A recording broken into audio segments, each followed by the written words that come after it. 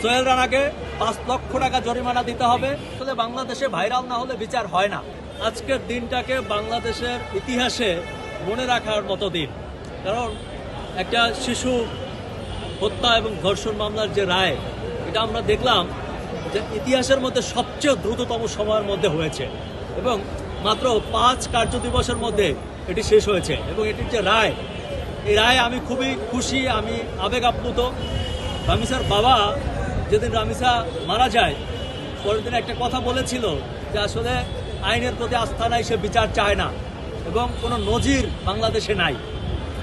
তো সেটাকে আমার মনে হয় যে রাষ্ট্র একটা চ্যালেঞ্জ হিসাবে নিয়েছিল। আমরাও কথা বলেছিলাম যে রাষ্ট্র কেন সেই চ্যালেঞ্জ গ্রহণ করে না। তো আমার মনে হয় যে রাষ্ট্র অত্যন্ত গুরুত্ব দিয়ে সেটি দেখেছে।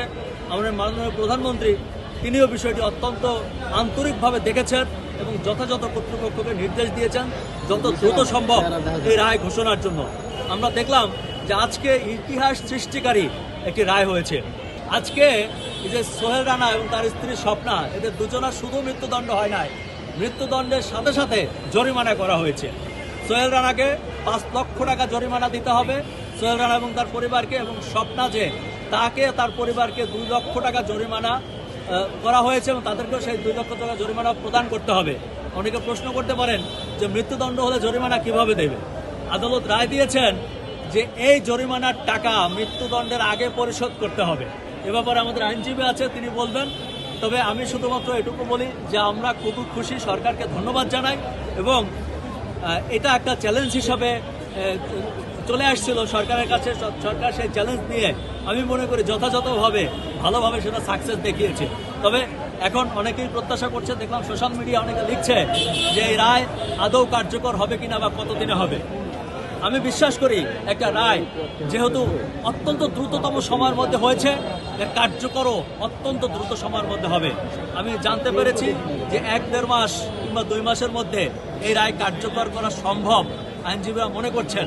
তো আমি মনে করি যে যেহেতু সম্ভব, সরকার আন্তরিকতা দেখিয়েছে, সরকার বাকিটা আন্তরিকতা দেখাবে এবং আমরা দেখতে চাই যে বাংলার মাটিতে বিচার হয়েছে।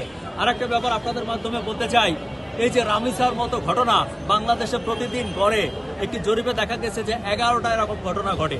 তাহলে যদি 11টা ঘটে, তাহলে কত হাজার ঘটনা সারা বাংলাদেশে ঘটছে, কত লাখ ঘটনা ঘটছে, কিন্তু সবগুলোর তো বিচার হচ্ছে না। আজকে রামিসার রায় হয়েছে, আমরা চাই যে রামিসার মতো সারা বাংলাদেশে যে লাখ লাখ শিশু নির্যাতিত হচ্ছে, ধর্ষণের শিকার হচ্ছে, বলাৎকারের শিকার হচ্ছে, মৃত্যুবরণ করছে, সবগুলোর বিচার এভাবেই হোক। আমি সরকারের কাছে দাবি জানাই যে এক রামিসা নয়, সারা বাংলাদেশের প্রত্যেকটি সন্তানের বিচার যেন রামিসার মতো এতটা দ্রুততার সাথে হয়। এই রায়ের দ্বারা বাংলাদেশ একটা নতুন দিগন্ত সূচনা করলো, এত দ্রুত সময়ের মধ্যে সরকার দেখিয়ে দিল। এতে আমরা সবাই খুশি, দেশবাসী খুশি। সেটাই বলছিলাম যে আসলে বাংলাদেশে ভাইরাল না হলে বিচার হয় না।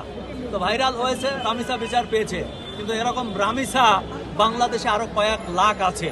আমি রাষ্ট্রের কাছে বলবো যে সারা বাংলাদেশের এই লাখ লাখ শিশুদেরকে রামিসার মতো দ্রুততম সময়ের মধ্যে বিচার করুন এবং রামিসার হত্যাকাণ্ডের বিচার যেভাবে হয়েছে অত্যন্ত দ্রুততম সময়ের মধ্যে 4-5 কার্য দিবসের মধ্যে, প্রত্যেকটি ঘটনা যদি 4-5 কার্য দিবস 1 সপ্তাহের মধ্যে শেষ হয়, তাহলেই স্বস্তি আসবে এবং আমরা সেটা প্রত্যাশা করি। আমরা তো আইন করি না, আইন প্রণেতা না, আমরা দাবি করতে পারি। আমি দাবি জানাচ্ছি, অনুরোধ জানাচ্ছি, নিশ্চয়ই সরকার সেটি করবে, এটা আমার বিশ্বাস।